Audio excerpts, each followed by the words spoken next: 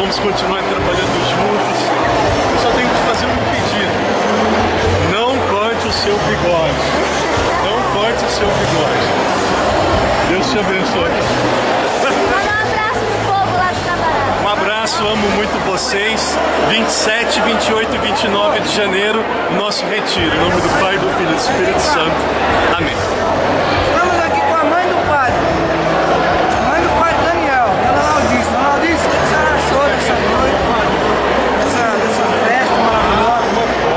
Muito lindo, muito bonito. Foram 12 anos de espera, né? Desses meninos pro dia de hoje, né? Então é muito bonito. Eu estou feliz também de saber que esse menino aqui vai continuar com o Daniel lá em São Paulo. Ó. Certo? O que a senhora está achando dessa festa? A gente acompanhou ele mesmo de criança. Eu conhecendo criança ainda. Desde criança. Olha, mas olha aqui, a senhora participou na missa ou a senhora ficou aqui nos bastidores? Ah, estava lá no altar. Então deve ter sido uma grande emoção. Viu tudo acontecendo? E o bolo tá gostoso? A senhora não comeu ainda? Como é que a senhora tá? Por que a senhora não comeu ainda o bolo? Mas tá bom, obrigado. Vamos conversar agora com uma pessoa muito especial, a Fernanda. A Fernanda, gente, a melhor psicóloga de Campinas, veio prestigiar esse momento histórico aqui em Mococa. É a do doce de leite, o melhor doce de leite do estado de São Paulo. O que você está achando dessa festa? Ai, ele é o repórter. Nossa, maravilhoso. Melhor doce de leite que é o que a gente está levando aqui. Estamos aqui, Nada. estamos aqui Ela já queria fazer entrevista comigo. Cadê Lucas? Lucas, diga aqui para os nossos Olha que sacanagem. Vou comer. nossos queridos amigos. O que você está achando nesse momento? O bolo tá bom pra caramba. Você perguntou se o bolo tava bom? Falta só a coca. Ah, sacanagem. Quero mais, pô. Aí, ó, olha só. Pronto. Agora tem coca. Diretamente de Mococa, com o irmão Valdemar, irmão da congregação dos Padres Coração de Jesus, meu amigo do Frater Nel, do Padre Nel e amigo de todos nós. Valdemar cantou a ladainha maravilhosamente bem, fez um baixo poderoso, quase derrubou a pé da igreja. O que você está achando dessa festa, desse momento final? Eu tô achando maravilhoso.